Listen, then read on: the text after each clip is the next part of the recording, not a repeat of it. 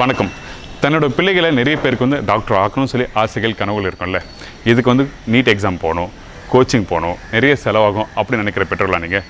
எனக்கு நல்லா coaching கிடச்சுன்னா 100% confident இந்த எக்ஸாம் நான் நல்லா கிளியர் பண்ணுவேன்னு சொல்லி நினைக்கிற ஸ்டூடெண்ட்ஸு பாக்ஸை காண்டாக்ட் பண்ணுங்கள். இந்த பாக்ஸ்னால் என்ன கேட்டிங்கன்னா, world largest education platform, skill based and practice oriented ட்ரைனிங்னால லாஸ்ட் இயர் கவர்மெண்ட் ஸ்டூடெண்ட்ஸை 1600 பேர் இந்த பாக்ஸ் மூலயமா எக்ஸாம் கிளியர் பண்ணியிருக்காங்க.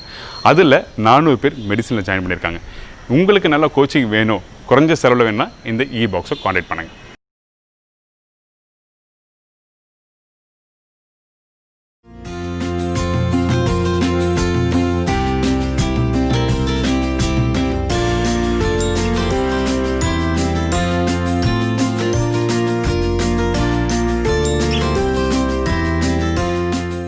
வணக்கம், நான் தான் உங்கள் chef Deena. Welcome back to chef Deena's kitchen. இன்றைக்கி நம்ம சேனலில் பார்க்க போகிற ப்ரிப்பரேஷன் என்ன கேட்டிங்கன்னா, ஆனியன் ரிங்ஸ். நம்ம வீட்டில் இருக்க இந்த வெங்காயத்தை வச்சு ஒரு இன்னோவேட்டிவான ஒரு சூப்பரான ஸ்நாக்ஸ் எப்படி பண்ணலாம்னு வச்சிங்கன்னா, இந்த ஆனியன் ரிங்ஸ் பண்ணலாம். நீங்கள் எல்லாருமே இந்த ஆனியன் ரிங்ஸை ரொம்ப சூப்பரான ப்ரிப்பரேஷன்.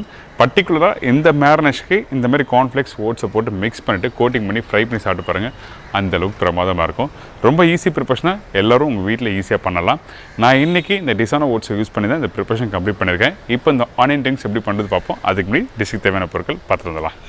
ஆனியன் ரிங்ஸ் தேவையான பொருட்கள்: ஆனியன் 3லேருந்து 4 நம்பர், கார்ன்ஃப்ளவர் 1 டேபிள் ஸ்பூன், மைதா 3 table spoon, cornflakes 50 gram, oats 25 gram, chilli flakes 1 teaspoon, black pepper 3/4 teaspoon, coriander leaf தேவையான அளவு, vinegar 3 table spoon, drinking soda 100 ml, salt தேவையான அளவு, ஆயில் ஃப்ரை பண்ணுறதுக்கு தேவையான அளவு. இதாங்க இந்த ப்ரிப்பரேஷன் தேவையான பொருட்கள். இந்த ஆனியன் ரிங்ஸ் ரெடி பண்ணுறதுக்கு நம்ம என்ன பண்ண போகிறோம்னா, ஃபஸ்ட்டு பேட்டர் ரெடி பண்ண போகிறோம். அதனால் நம்மக்கிட்ட இருக்க இன்க்ரீடியன்ஸை 1 by 1 ஆட் பண்ணி பேட்டர் மாதிரி ரெடி பண்ணுறோம். ஃபஸ்ட்டு மைதா ஆட் பண்ணியிருக்கேன், அதுக்கப்புறம் கார்ன்ஃப்ளவர். மைதா நீங்கள் வந்து 1 மடங்குனா 1/2 மடங்கு கார்ன்ஃப்ளவர் இருக்கணும். கார்ன்ஃப்ளவர் அதிகமாக போட்டால் உங்களுக்கு நல்லா இருக்காது. அதாவது கிறிஸ்பியாக கொடுக்கும், ஆனால் டேஸ்ட் உங்களுக்கு மாறும், கலரும் மாற்றிடும். அதனால் கரெக்டான குவான்டிட்டியில் கார்ன்ஃப்ளவர் யூஸ் பண்ணுங்கள். இதுக்கு பிறகு சில்லி ஃப்ளேக்ஸ் ஆட் பண்ணியிருக்கேன், அதுக்கப்புறம் பொடிசாக கட் பண்ண கொத்தமல்லி,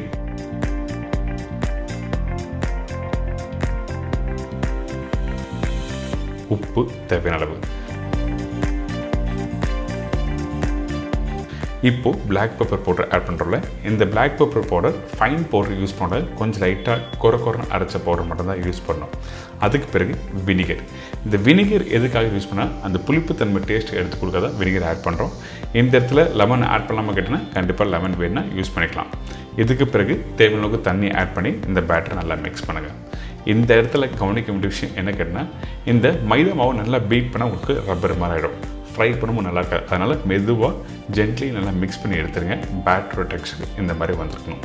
இதுக்கப்புறம் ட்ரிங்கிங் சோடா. ட்ரிங்கிங் சோடா எதுக்காக போகிறோன்னா, நிறைய பேர் யூஸ் பண்ண மாட்டாங்க. ஆக்சுவலாக ஹோட்டலில் நாங்கள் யூஸ் பண்ணுறது நல்லா க்ரன்ச்சியாக வரும். அதனால தான் ட்ரிங்கிங் சோடாவை யூஸ் பண்ணுறோம். இல்லாதவங்க வெறும் தண்ணியை ஆட் பண்ணி மிக்ஸ் பண்ணிக்கலாம், ஒன்றும் தவறல. அதே டைமில் இந்த பேட்டர் மிக்ஸ் பண்ணும்போது தண்ணியாக இருந்ததுன்னா டிப் பண்ணி அதுக்கப்புறம் கார்ன்ஃப்ளேக்ஸை கோட் பண்ணும்போது நல்லா வராது. அதனால் நல்லா ப்ராப்பரான பேட்டர் ரெடி பண்ணுறேங்க. இந்த மாதிரி டெக்ஸ்சரில் கரெக்டாக இருக்கணும். ஸோ எப்போவுமே ஒரு பேட்டர் ரெடி பண்ணும்போது எந்த அளவுக்கு டெக்ஸ்சர் நம்மளுக்கு வேணும்னு சொல்லிட்டு அண்டர்ஸ்டாண்ட் பண்ணிவிட்டு அதுக்கப்புறம் ப்ரிப்பரேஷன் பண்ணுறதுக்கு நீங்கள் ஸ்டார்ட் பண்ணால் ரொம்ப நல்லாயிருக்கும். இதுக்கு பிறகு வெங்காயம். இப்போ இந்த வெங்காயம் பீல் பண்ணி எடுத்து வச்சுருக்கோம் பார்த்தீங்களா, இந்த வெங்காயம் ஆனியன் ரிங்ஸ் ரவுண்டாக இருக்குது. இதுக்கப்புறம் இன்னொரு வெங்காயத்தை காட்டுறேன். இந்த மாதிரி வெங்காயத்தை யூஸ் பண்ணக்கூடாது. அப்படி யூஸ் பண்ணால் நீங்கள் கட் பண்ணவும் வேஸ்டேஜ் அதிகமாக இருக்கும். அதனால தான் ரவுண்டான இருக்க வெங்காயத்தை கட் பண்ண சொல்கிறேன். இப்போ இந்த நைஃப் எடுத்து இந்த வெங்காயத்தை எப்படி கட் பண்ணுற பாருங்கள். நல்லா பெருசாக ரிங்கு மாதிரி கட் பண்ணணும்.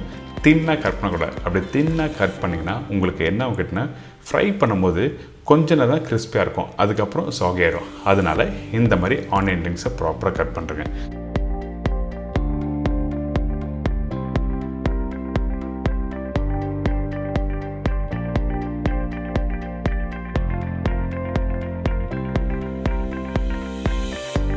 பார்த்தீங்களா, இந்த ஆனியன் எப்படி கட் பண்ணுறது இப்போ உங்களுக்கு புரிஞ்சிருக்கும். இந்த அளவுக்கு கரெக்டான திக்னஸில் கட் பண்ணிடணும். திருப்பி ரிப்பீட் பண்ணுறது ரொம்ப இம்பார்ட்டன்ட்.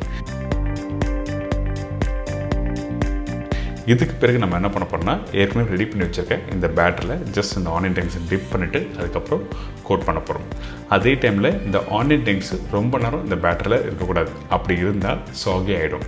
சாகி ஆனால் உங்களுக்கு வந்து ஃப்ரை பண்ணும்போது க்ரன்ச்சியாக கிடைக்காது. நிறைய விஷயம் இருக்குது. அதனால் கரெக்டாக நீங்கள் ப்ராப்பராக நோட் பண்ணிவிட்டு வீட்டில் பண்ணுங்கள்.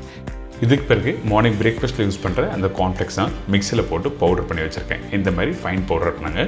ஃபைன் பவுடர் எதுக்காக சொல்லணும்னா கொஞ்சம் குறை இருந்தால் கூட பெருசாக முழுசாக இருந்தாலும் உங்களுக்கு கோட்டிங் பண்ணும்போது நல்லா வராது. அதனால தான் ஃபைன் பவுடர் பண்ணியிருக்கேன். இதுக்கப்புறம் டிசானோ ஓட்ஸ் இதில் போட்டிருக்கோம். இந்த டிசானோ ஓட்ஸை ரெண்டுத்தையும் நல்லா மிக்ஸ் பண்ணுங்கள். உங்களுக்கு ரேஷியோ கொடுத்துருப்பேன். அந்த ரேஷியோவில் உங்களுக்கு கார்ன்ஃப்ளேக்ஸ் அதிகமாக இருக்கும், டிசானோ ஓட்ஸ் வந்து கம்மியாக இருக்கும். இதுக்கு பிறகு என்கிட்ட இருக்க இந்த ஆனியன் ரிங்ஸை டேரெக்டாக இந்த கோட்டிங் பண்ணுறதுக்கு இந்த கார்ன்ஃப்ளேக்ஸ் ஓட்ஸ்லையும் போட்டு மிக்ஸ் பண்ணுறோம். நீங்கள் இந்த ஆனியன் ரிங்ஸ் கோட் பண்ணும்போது ரொம்ப கவனிக்கணும். போட்ட உடனே கையில் எடுக்க வேண்டாம். ஒரு செகண்ட் கேப் விட்ட பிறகு திருப்பி நல்லா மிக்ஸ் பண்ணிவிட்டு எடுத்திங்கன்னா இந்த மாதிரி ஆனியன் ரிங்ஸ் ரெடி ஆகிருக்கும். பார்த்தீங்களா, இப்போ ரெடி ஆகிடுச்சு. இந்த இடத்துல இப்போ எண்ணெய் சூடாக இருக்குது. 1 by 1 இந்த ஆனியன் ரிங்ஸை ஃப்ரை பண்ணுறேன். அதே டைமில் எண்ணெய் சூடாக இருக்கணும். எண்ணெய் சூடெல்லாம் போட்டுன்னா கண்டிப்பாக உங்களுக்கு கிறிஸ்பியாக வராது, எண்ணெய் பிடிக்க ஆரம்பிச்சிடும். அதனால் சூடான எண்ணெயில் போட்டு நீங்கள் அழகாக கோல்டன் ப்ரௌனில் ஃப்ரை பண்ணி எடுத்தீங்கன்னா இந்த ஆனியன் ரிங்ஸ் ரெடி. பார்த்தீங்களா, நல்லா சூப்பரான ஸ்டைலில் ரெடி பண்ணி கொடுத்துருக்கேன். கண்டிப்பாக ட்ரை பண்ணி பாருங்கள். நம்ம வீட்டு குழந்தைங்களுக்கு நம்ம வீட்டில் இருக்க பொருள் வச்சு ஒரு ஈஸியான ஸ்நாக்ஸு சம்திங் டிஃப்ரெண்ட்டான ஒரு ஸ்டைலில் பண்ண நினச்சிங்கன்னா அந்த டைமில் இந்த மாதிரி ரெசிபி பண்ணுங்கள். இந்த ப்ரிப்பரேஷன் பண்ணும்போது ஆனியன் பதில் வேறு என்ன வெஜிடபிள்ஸ் யூஸ் பண்ணலாம் அப்படின்னா ஜுக்னி யூஸ் பண்ணலாம், வெண்டைக்காய் யூஸ் பண்ணலாம், அதுக்கப்புறம் சீஸ் யூஸ் பண்ணலாம். ஸோ இந்த மாதிரி மல்டி வெஜிடபிள்ஸ் யூஸ் பண்ணி ப்ரிப்பரேஷன் கம்ப்ளீட் பண்ணுங்கள். சாப்பிட்டு பார்த்து என்ஜாய் பண்ணுங்கள்.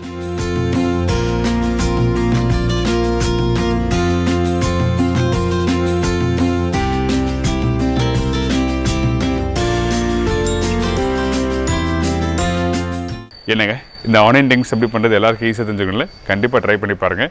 ரொம்ப பிடிச்ச ப்ரிப்பரேஷன் குழந்தைங்களுக்கு. ஸோ கண்டிப்பாக உங்கள் வீட்டில் நீங்கள் ரெடி பண்ணிவிட்டு மறக்காமல் ஃபீட்பேக் கொடுங்க. இதே மாதிரி நாளைக்கு இன்னொரு சூப்பரான ரெசிபி சந்திக்கிறேன். நன்றி, வணக்கம், see you, bye, take care.